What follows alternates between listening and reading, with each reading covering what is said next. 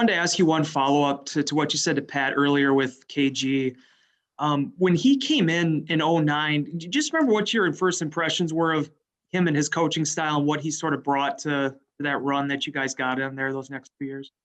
Yeah, I mean, there's a lot to say about KG. The energy stands out for sure. You talked about Cobra striking all the time. Kiss him in the lips with your helmet. He had a few of those phrases that were pretty funny that stuck with you. Just a great personality around the facility. Like I said on Pat's show, he's a great human. Enjoyed immensely the time we got to spend together. I do remember those times in the pre-practice watching him throw with Flynn, just with a lot of laughs, a lot of good nostalgia in those moments. Obviously, the mic'd up of him talking with Clay on the sidelines of during it was a changeover or a timeout in the third or fourth quarter there. It was pretty awesome before, we had forced fumble in the recovery there, which was a big play in the Super Bowl. I enjoyed my time with Kev. He's, a super guy. I remember, being at his, the ceremony when he went to the hall finally. Obviously he probably should have been in many years before he went in, but sad day for Pittsburgh Steelers fans, for guys who played for him, who got to be on the squads he was coaching on, and obviously for his family. Jason Wilde. Aaron, how are you today? Yeah, I'm fine, Jay. Your old pal Homer put in a request for me to ask you something, so I hope you don't mind. He wonders if what happened against Carolina can turn out to be a really big positive for you guys because there's so much you can learn from that game. Would you agree with that premise? And then, if I may ask, what do you learn about making sure that 17 is involved at a really high level in your offensive game plan from that game? Yeah, look, I think that's always a coach's dream, to win a game and to have a ton of things you can harp on. As much fun as it is to have those near perfect games where you're smoking from the get-go and finishing strong, I think a coach is always worried about, the complacency factor. That's coach speak.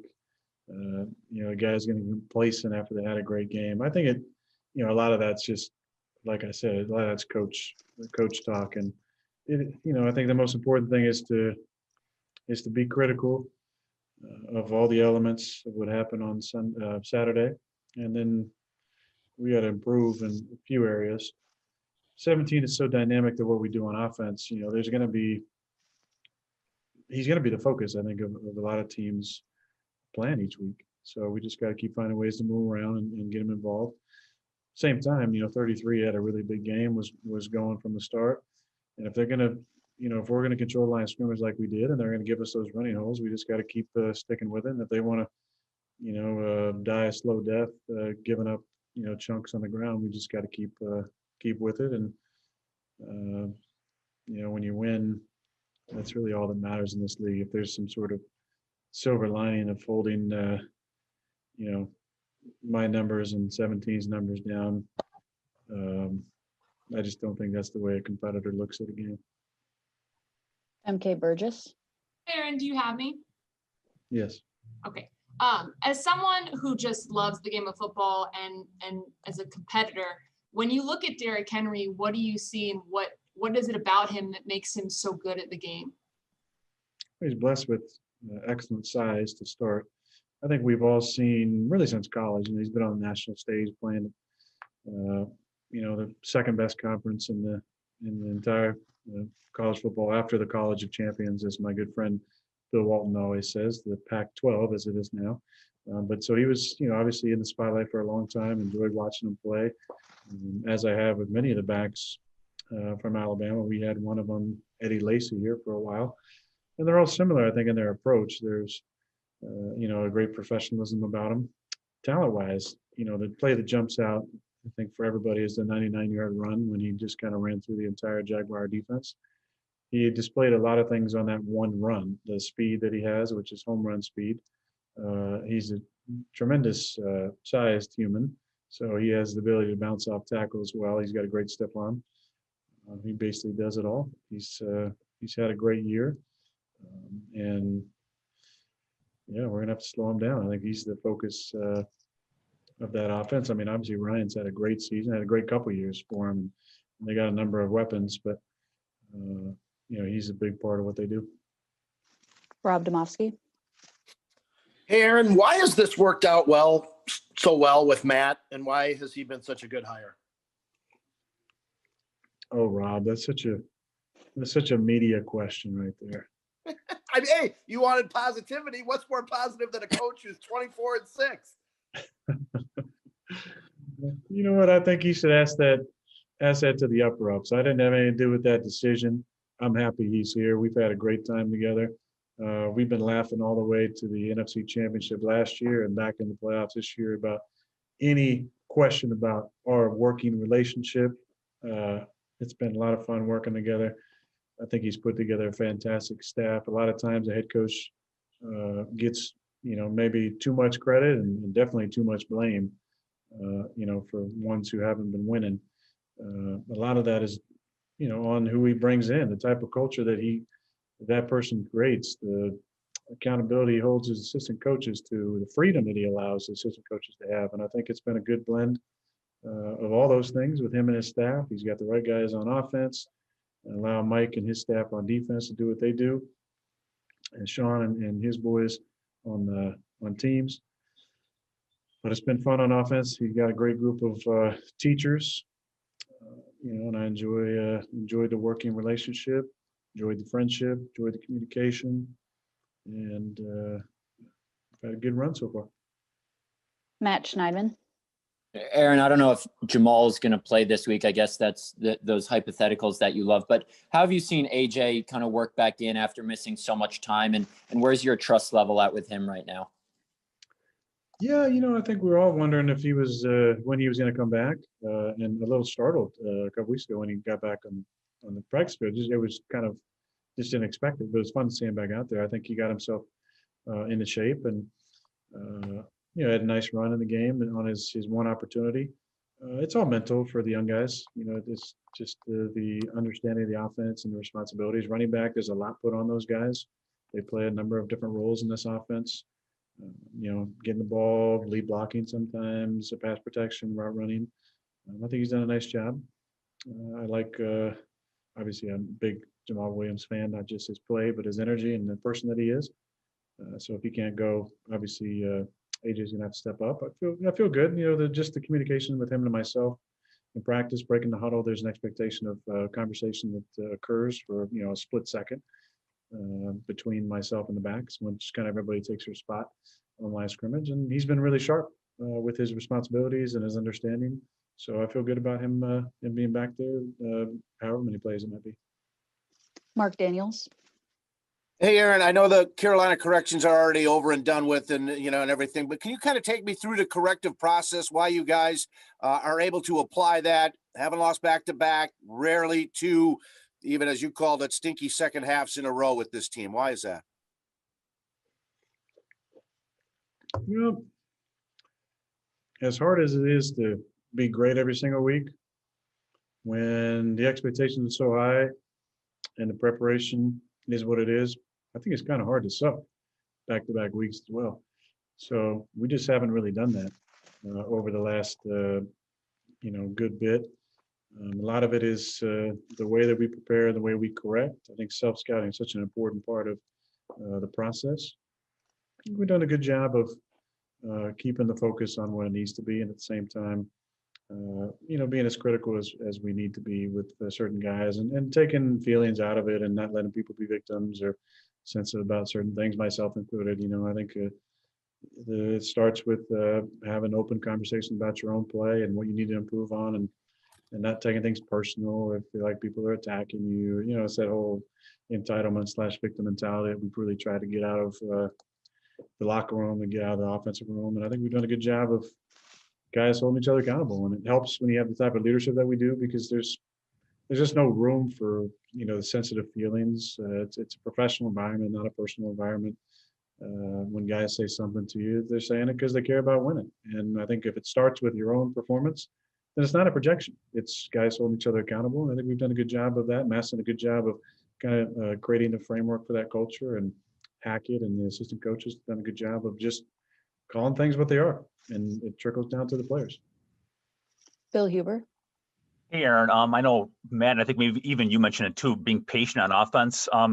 Is that difficult to be patient when your offense has just been so explosive just about every game? And B, is it hard to be patient when you're facing the number one scoring team in football and you guys are number 2? 2 or 3?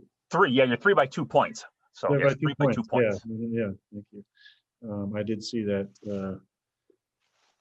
I don't know, Bill. I mean, I think every game we approach it, we want to outscore the opponent. We trust our defense, but we really want to score every time we get it. I think there's been games where we've been close to that. We've really gotten on a roll. It just comes down to us, and in our performance. And a lot of times we're our biggest enemy. We're getting in our own way of, whether it's missed assignments or mental errors, bad throw or route that wasn't right, or missing the cut on the hole. I just feel like there's a lot of correctable things from the film, and that's kind of the approach that we take. It's not a disrespect to the opponent. We have a ton of respect for every team we play, but we just feel like our execution level, we have a standard that's set, and we feel like when we hit that standard, we're able to do some good things on offense.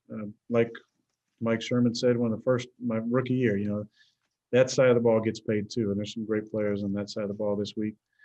So it's nothing against those guys, but it just comes down to execution on our side to get ourselves in position to be efficient.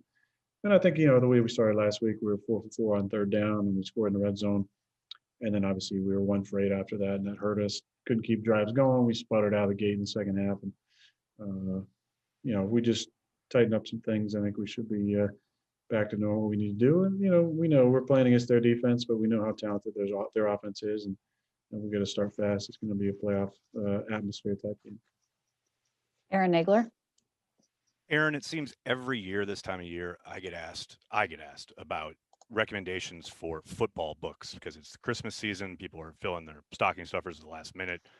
I'm a nobody. What is a 2-time MVP in line for his 3rd MVP quarterback? Do you have any favorite football books that you can recommend to people? Yeah, The Alchemist.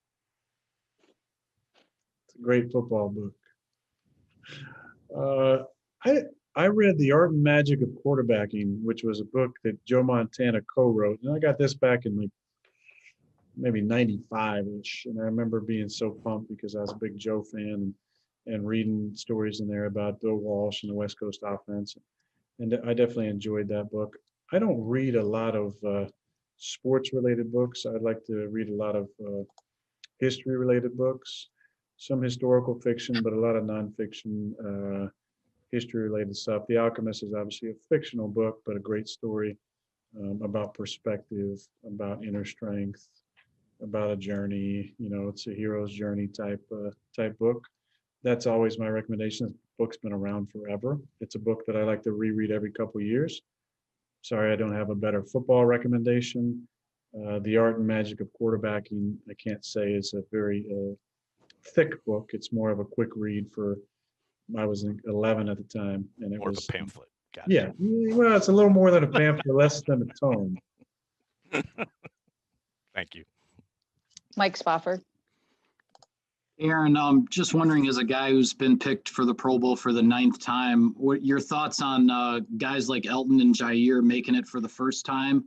And not to get greedy when you get 7 on the list, but any personal disappointment for guys like Corey and Bobby who seem to be deserving? Yeah, I think Mike more than seemed to be deserving. Probably should have been on there. I didn't see who was the tight ends that were picked. Hockenstein, I believe. And Evan Ingram from the Giants. Yeah. Both really good players.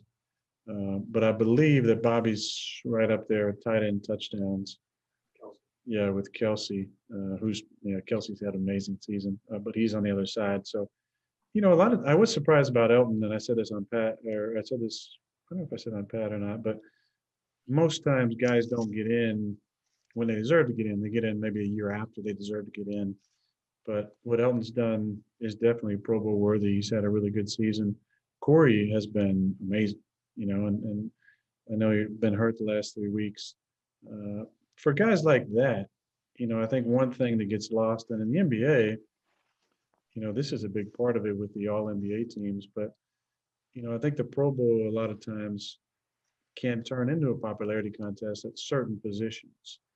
And it can potentially hurt salary negotiations. So that I feel bad for guys like Corey in their contract year when he's had such a fantastic season. I hope it doesn't affect that. But I am proud to be selected again. If there were to be a game, and in the unlikely event wouldn't be playing, I'm not sure that I would end up going. But I do feel honored to be back. Picked on the squad. I'm really, really proud of Aaron Jones, getting in for the first time. There's something special about the first time. I remember my first time game wasn't even in Hawaii. It was, in Miami, and we stayed in Fort Lauderdale and had a blast. Clay was down there, brought some friends down there. We had so much fun. There was a lot of fun around that, but something special about the first time. Elton's first time, Jair's first time. He's had a fantastic year. Z getting in outright, not being an alternate. It was awesome for him. David, obviously, has been so fantastic for us. So really happy for those guys. And, Bobby should be in. Corey had a fantastic year as well.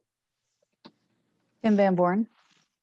Aaron, I wanted to follow up on your comment earlier. You said it comes down to us. We often hear that from you guys, something like that.